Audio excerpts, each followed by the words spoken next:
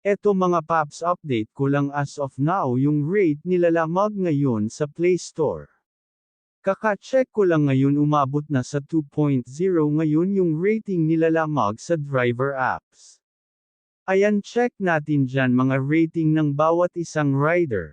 Makikita naman natin halos lahat 1 star na lang talaga.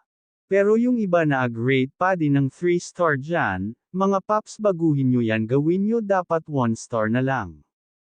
Dahil halos lahat na ngayon ng kalalamog na buwebwisit na sa rate nila Lamog. Ang hirap-hirap mag-deliver tapos rate mo lalamog wala pa sa kalahati ni Grab Express. Tumunog ka naman lalamog kung ayaw mo mawala yung company mo. Bigyan mo naman ng tamang rate kaming mga rider mo. Gusto mo ikaw lang kumita tapos rider mo kawawa. Ang mahal-mahal ng gasolina tapos yung rate mo ang baba tapos kadalasan pa mga customer mo feeling boss pa, akala mo nabili na yung rider. Gumising ka na lalamog, lahat ng rider mo umaaray na sa rate mo. Bigyan mo naman ng tamang rate mga rider mo. Ang mahal-mahal ng bilihin ngayon, ang mahal pa ng maintenance sa motor tapos ikaw petex lang sa commission.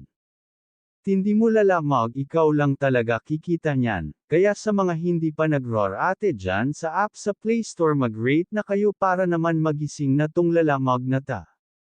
Hindi na tama talaga ginagawa niya sa mga rider niya. Kung may applyan lang sa Grab Express, dyan na lang talaga ko tuldok. Hirap kay lalamog, lamog na motor mo tapos siya lang kikita. Kaya sa lahat ng rider nila Lamog, mag-rate na kayo ng 1 star dyan. Para pag nagising sila Lamog, tumaas-taas ang rate natin. Hindi lang ikaw ang makikinabang pag tumaas ang rate natin kundi lahat ng lalamog rider. Kapag tumaas ang rate natin, mas malaki ang may uuwi nating pera sa ating pamilya. Di walang aangal na niyan kay lalamog kung okay na sana ang rate niya, kaya ikaw lalamog, gumising ka na para naman makapag-uwi na kami ng malaking pera sa aming pamilya. At least na kami may pangbayad sa maintenance ng motor namin.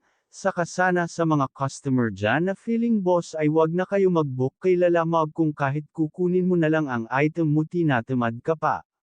Yun lang naman, sana talaga tumaas na ang rate ni lalamog. Wala namang ibang hiling ang mga rider mo lalamog kundi taasan mo lang ang iyong rate. Hindi naman sana kami aangal kung okay ang rating mo lalamog.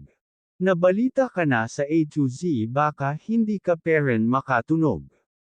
Madami ng lalamog vlogger ang nagsusulong para maitaas lang ang rate mo lalamog. Itaas mo lang talaga rate mo lalamog, wala nang aangal sa'yo kahit minsan.